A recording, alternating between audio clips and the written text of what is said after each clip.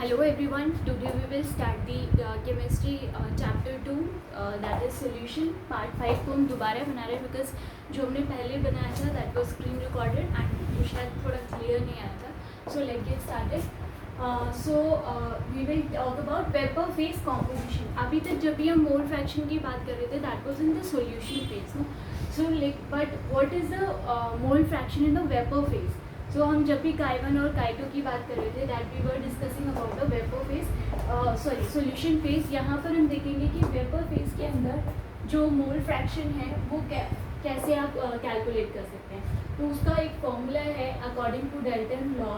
अगर आपको P1 और P2 पता है, पार्शियल प्रेशर्स पता है आपको P1 and P2 you know, तो उससे आप निकाल सकते हैं ये y1 is mole fraction of first component will be equal to what partial pressure of the component on the total pressure of the solution. ठीक है, कंपोनेंट 1 का कितना प्रेशर है टोटल उस पर, उससे कैलकुलेट हो जाएगा आपका मोल fraction of first component in the vapour phase.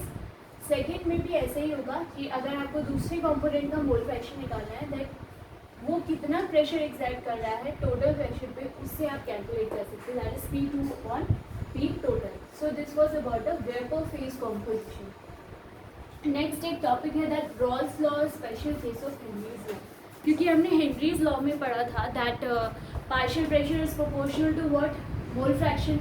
Henry Raoult's law भी क्या कहता है that partial pressure is proportional to mole fraction, but the case is that कि यहाँ पर कांस्टेंट की वैल्यू जो है वो चेंज हो जाती है.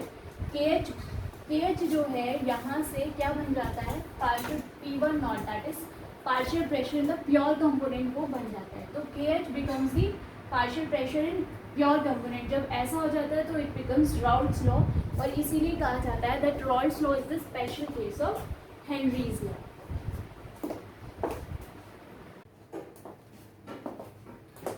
So now we will discuss the vapor pressure in solid and liquid solution. अभी तक हम liquid and liquid solution की बात कर रहे थे, तो यहाँ पर भी क्या है 3 केसेस आपके बनेंगे. दैट इज प्योर सॉल्वेंट अगर होगा देन नॉन वोलेटाइल सोल्यूट को हम सॉल्वेंट में ऐड करेंगे एंड देन वोलेटाइल सोल्यूट को हम सॉल्वेंट में ऐड करेंगे. तो क्या होगा, बस यहाँ पर क्या होगा कि प्योर सॉल्वेंट अगर होगा तो प्योर सॉल्वेंट में क्या होगा कि दी ओनली सॉल्वेंट का molecules will be on the surface. सिर्फ सॉल्वेंट के मॉलिक्यूल्स होंगे और जिसकी वजह से क्या होगा कि they are free and they will exert pressure. So यहाँ पर जो वेपर प्रेशर है इट विल बी इंक्रीज. लेकिन जैसे ही हमने नॉन वोलेटाइल सोल्यूट को ऐड किया लाइक शुगर और समथिंग एल्स, तो उसमें क्या होगा कि सोल्यूट पार्टिकल्स जो हैं वो सरफेस पे आ जाएंगे एंड जो सॉल्वेंट का मॉलिक्यूल्स है दे आर नॉट फ्री.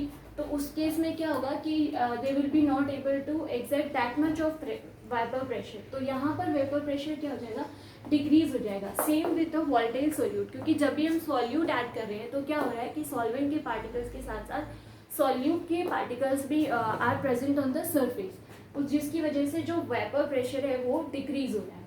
तो हमने लिक्विड इन लिक्विड सोल्यूशन में देखा और सॉलिड इन लिक्विड सोल्यूशन में अबाउट वेपर प्रेशर पढ़ा. तो इससे एक जनरल लॉ जो रॉल्स लॉ निकल के आता है दैट इज कि किसी भी सॉल्यूशन की जो कंपोनेंट है उसका जो वेपर प्रेशर है वो किस पे डिपेंड करेगा, it will be directly proportional to the mole fraction. तो यही कहता है हमारा रॉल्स लॉ.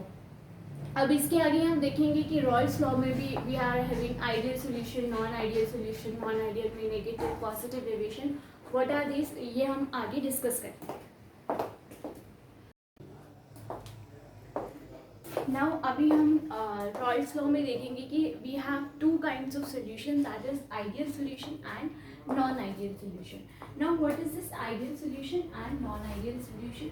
आइडियल सॉल्यूशन वो सारे सॉल्यूशन होंगे which obeys the Raoult's law. जो रॉल्स लॉ को ओबे करेंगे that will be your ideal solution and which do not obey the Raoult's law वो किसके अंदर आएंगे, नॉन आइडियल सॉल्यूशंस के अंदर आएंगे.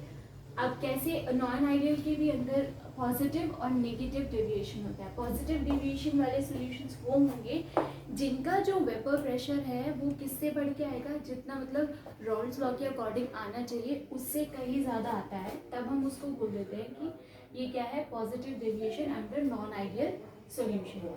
और जब वेपर प्रेशर क्या होगा, अगर रॉल्स लॉ के अकॉर्डिंग जितना आना चाहिए उससे क्या आ रहा है, कम आ रहा है अगर vapour pressure, that will be your negative deviation under non ideal solution. But ideal solutions तो बिल्कुल आज्ञाकारी होते हैं, दे obeys the Raoult's law.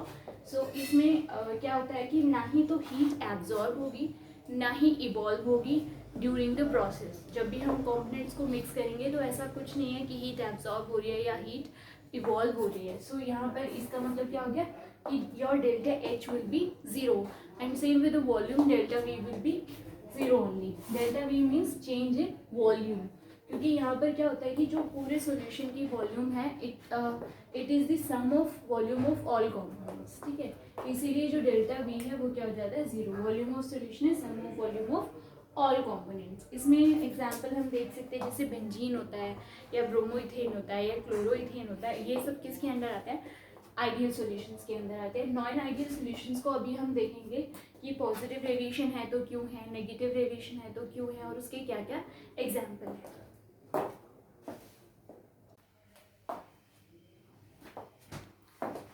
Now अब हम देखेंगे कि why there is a positive and negative deviation. So positive deviation की पहले हम बात करें तो ये डेविएशंस होते क्यों हैं, it is due to the interaction.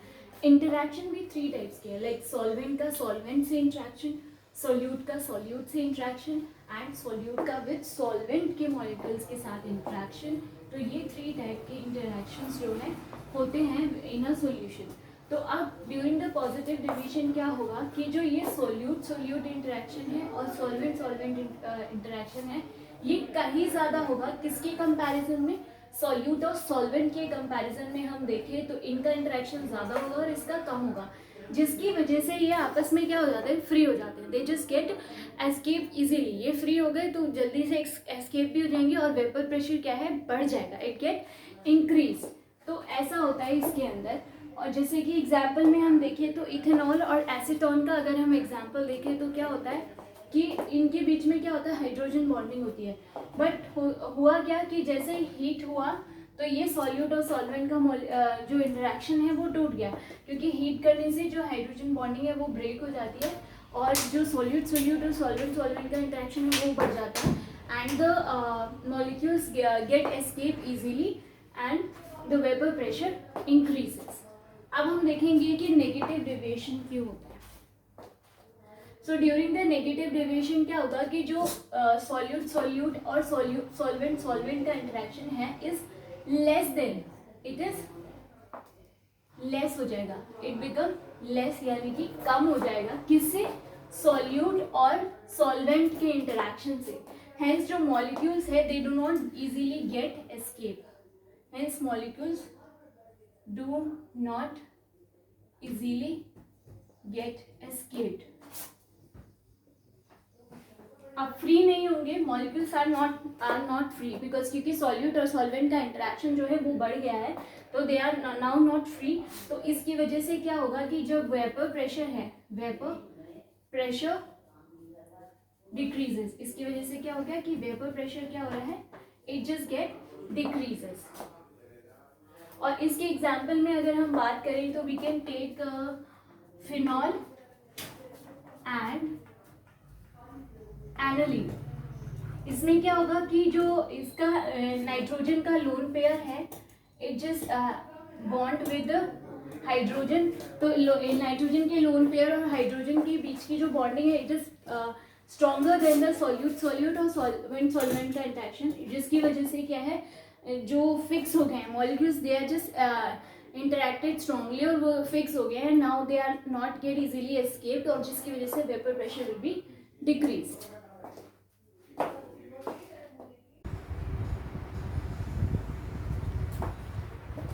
So now let's see the graph of the ideal and non-ideal solution in positive and negative deviation.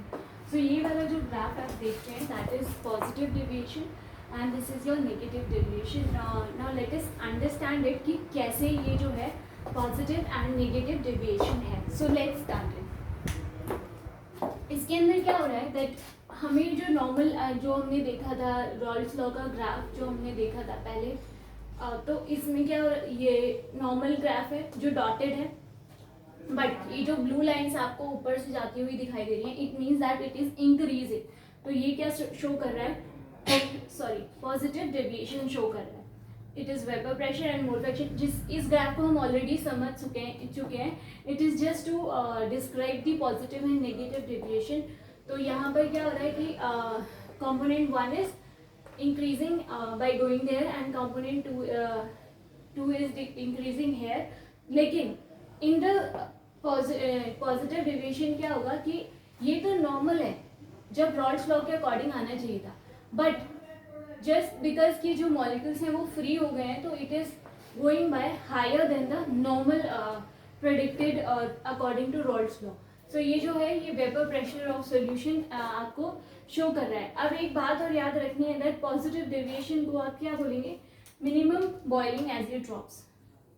ये एजियोट्रॉप्स क्या है, it will be discussed in the next. Minimum boiling azeotropes. और ये है negative deviation. Negative deviation वही है, मैं ये ऑलरेडी समझ चुके हैं दैट ये जो डॉटेड है that is according to the Raoult's law. According to Raoult's law इतना आना चाहिए था but it is going by downwards, यानी कि ये डिक्रीज हो रहा है.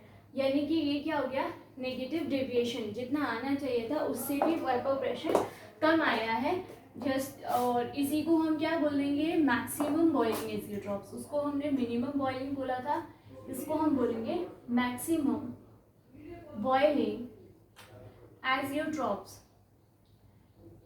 एजियोट्रॉप्स को आप लिख सकते हैं, they are the special type of liquid mixtures और बाइनरी होते हैं. दैट इज एक सॉल्यूट और एक सॉल्वेंट होगा, यानी कि दो ही होंगे and they will B mix. और ये लिक्विड इन लिक्विड ही होता है, ठीक है. लिक्विड इन लिक्विड सोल्यूशन है and it is a binary solution.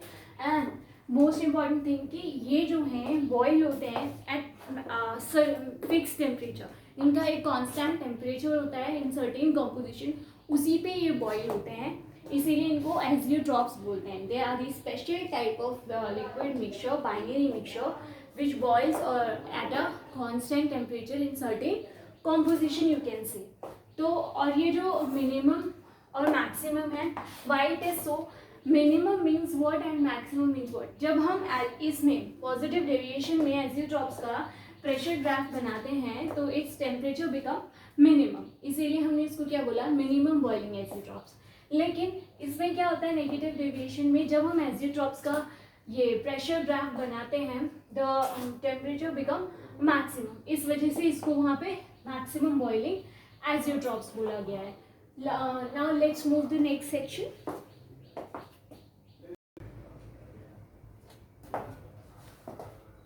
Now जो हमें न्यू टॉपिक डिस्कस करना है that is colligative properties. Let's start it. Colligative जो है दो वर्ड से मिलके बना है, that is co and lige. Co means is together and lige means to bind, यानी कि टुगेदर यानी कि एक साथ बाइंड करके रखना है the colligative properties. But what actually are the colligative properties, इसको समझने के लिए यू शुड नो कि ये वो प्रॉपर्टीज होती हैं जो किस पे डिपेंड करेंगी. ये डिपेंड करेंगे कि in comparison to the number of solvent कितना नंबर ऑफ सॉल्यूट प्रेजेंट है, यानी कि किसका ratio, solute to the solvent का पार्टिकल्स का ratio, and not on the nature of the solute. यानी कि नेचर पे डिपेंड नहीं करेंगे कि वेदर द सॉल्यूट क्या है, उसका कलर क्या है, इज इट हैवी और light, what is its colour, वो कैसा दिखता है. It does not depend upon the nature, it just depend upon the कि सॉल्वेंट के पार्टिकल्स के कंपैरिजन में the number of solute particles कितना है. It is the ratio of the number of solute particles to the solvent particle in the solution. So ऐसी properties जो number of solute particles पे depend करती हैं, these are the colligative properties. अब इस chapter में जो हमें प्रॉपर्टीज डिस्कस करनी है, this is the last section of this chapter. आज हम इस चैप्टर को खत्म कर देंगे. That is first is relative lowering of vapour pressure, next is elevation in boiling point and depression in freezing point and osmotic pressure. ये जो 4 properties हैं that we have to discuss. So let's start with the first property.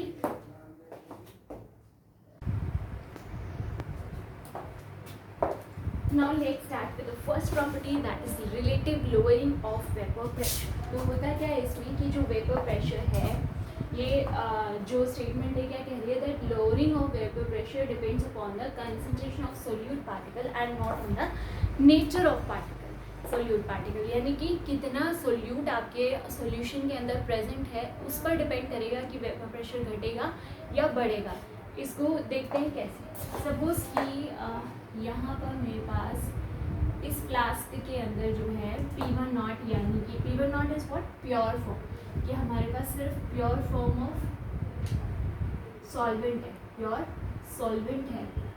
तो यहाँ पर जो surface पे molecules होंगे वो सिर्फ सॉल्वेंट के होंगे। तो इससे क्या होगा कि वेपर प्रेशर इंक्रीज हो रहा है, वेपर प्रेशर इंक्रीज। बट यहाँ पर अगर मैं दूसरे फ्लास्क के अंदर इसी प्योर सॉल्वेंट के अंदर मैं क्या कर दूँ, solute is added, solute add कर दूँ अगर, तो क्या होगा कि सरफेस पे जो होंगे मॉलिक्यूल्स के क्या आ जाएंगे, सॉल्वेंट के साथ सोल्यूट के पार्टिकल भी आ जाएंगे, जिसकी वजह से क्या होगा, vapour pressure will be decreased. So here vapour pressure will be decreased. अब इसको मैथमेटिकली समझते हैं कि what does it want to apply. हम देख रहे हैं क्या कि यहाँ पर क्या आ रहा है, प्रेशर में चेंज आ रहा है, दैट मीन्स डेल्टा पी आ रहा है। डेल्टा पी लिख देंगे हम यहाँ पे, डेल्टा पी यानी कि प्रेशर में कुछ चेंज आया, प्योर फॉर्म से कम हुआ है। प्योर फॉर्म से अगर जो वेपर प्रेशर है वो क्या हुआ है, डिक्रीज हुआ है, दैट मीन्स P1 नॉट जो है बड़ा होगा। सो P1 नॉट से मैं माइनस कर दूंगी। सपोज इनिशियल क्या था, P1 नॉट था वेपर प्रेशर, और बाद में क्या हो गया P1, तो चेंज इन प्रेशर क्या होगा, delta P will be P1 not minus P1। But according to अगर मैं रॉल्स लॉ देखूँ, according to Raoult's law what we have learned कि P1 क्या होता है, P1 की वैल्यू क्या होती है, P1 नॉट इंटू काइट। This is according to Raoult's law. तो अब इस P1 की वैल्यू को अगर मैं इधर पुट कर दूं तो what will I get, I will get delta P will be equal to what, P1 not minus P1 not into काई1। यहाँ से अगर मैं P1 नॉट को कॉमन ले लेती हूँ तो आई will gate P1 not minus,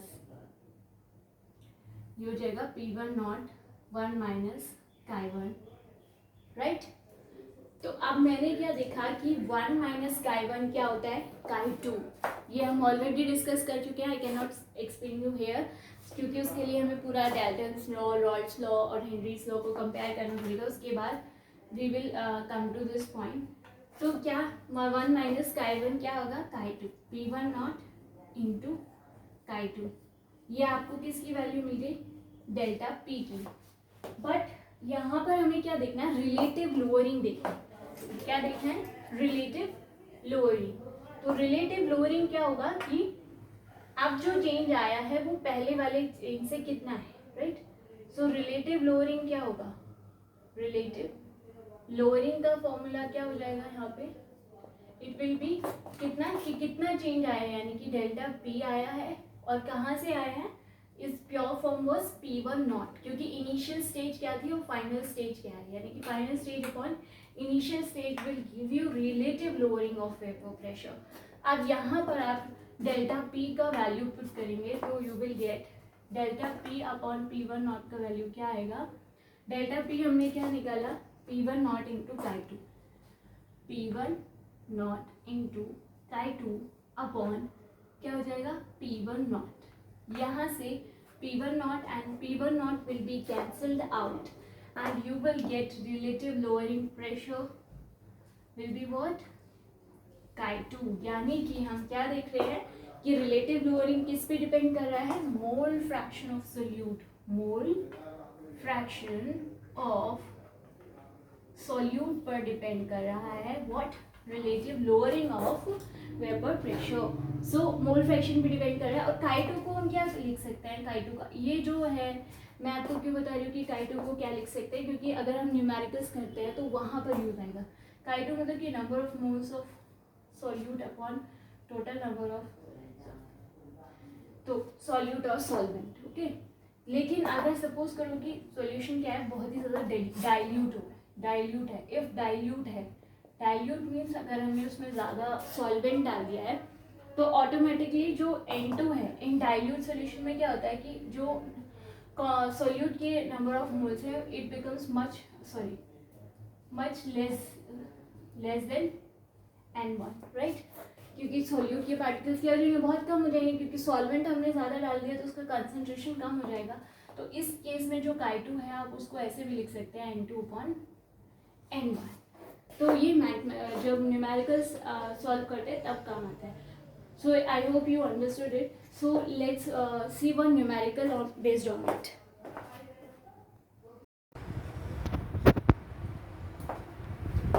Now here is one question on relative lowering of vapor pressure, that is calculate the mass of a non-volatile solute। यानी कि हमें मास निकालना है जिसका मोलर मास कितना है 40 ग्राम पर मोल है, which should be dissolved in 114 gram octane. यानी 114 ग्राम ऑक्टेन में ऑक्टेन का गिवन मास दिया हुआ है आपको 114, उसमें मिक्स करना है to reduce vapour pressure to 80%। यानी कि 80% आपको वेपर प्रेशर इस तरीके से ऐड करना है कि वो 80% क्या हो जाए, रिड्यूस हो जाए।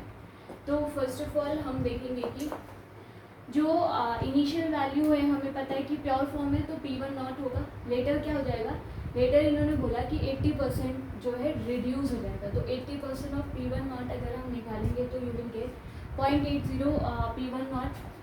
तो इस तरीके से हमारे पास क्या, यानी P1 की वैल्यू आ गई। ये लेटर मतलब कि क्या है, P1 है, यानी कि अब ये प्योर फॉर्म में नहीं रहा है। सो रिलेटिव लोअरिंग का हमने देखा फॉर्मूला क्या होता है, delta P1/P1 not. Delta P1 will be क्या होता है, P1 नॉट माइनस P1, तभी तो चेंज इन प्रेशर आपको पता चलेगा। तो P1 not in minus P1 and upon P1 not. So P1 not will be written as it is, और P1 हमने क्या निकाला 0.80 P1 not then upon P1 not. यहाँ से जो वैल्यू निकल के आएगी that will B 0.2 P1 not upon P1 not. So P1 not and P1 not will be cancelled out and you will get what 0.2। That is relative lowering pressure कितना आ गया 0.2। इसका मतलब डेल्टा P1/P1 नॉट की value क्या आई 0.2। अभी हमने mathematically देखा था कि डेल्टा P1/P1 नॉट की वैल्यू हम क्या निकालते हैं, Chi2 निकालते हैं। सो ये Chi2 का वैल्यू आ गया। तो अब हमें इसकी वैल्यू जो है यहाँ रख लेनी है। डेल्टा P1 नॉट कितना निकाला हमने 0.2। Chi2 को हम क्या लिख सकते हैं, इसीलिए मैंने आपको बताया था that you have to use so N2/N1 plus N2।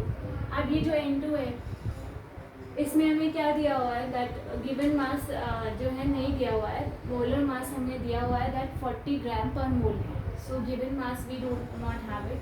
So N2 का वैल्यू कैसे निकलता है, given mass upon molar mass. Given mass है नहीं तो just put it x over here, molar mass दिया हुआ है 40, सो x/40 हो गया मेरे पास क्या N2 की वैल्यू, और N1 की वैल्यू क्या हो जाएगी, N1 इज योर ऑक्टेन, यानी ऑक्टेन में मिक्स करना है। ऑक्टेन की वैल्यू उन्होंने 114 दिया हुआ है, यानी गिवन मास दिया, but we have to find molar mass. तो मोलर मास कैसे निकल जाएगा, ऑक्टेन इज CH18 होता है। सो कार्बन का 12 into 8 into 1 into 18 you will gate 114 ग्राम। तो यहाँ पर गिवन मास और मोलर मास एक ही हो गया, so you will gate 1 over here. So N2 का वैल्यू क्या हो गया x/40 हो गया, ओके। और वहाँ पर क्या रह गया अभी 1, N1 is what 1 and N2 is x/40। सो यहाँ से सॉल्व करके यू विल गेट 10 ग्राम जो हमें निकालना था mass of non volatile solution.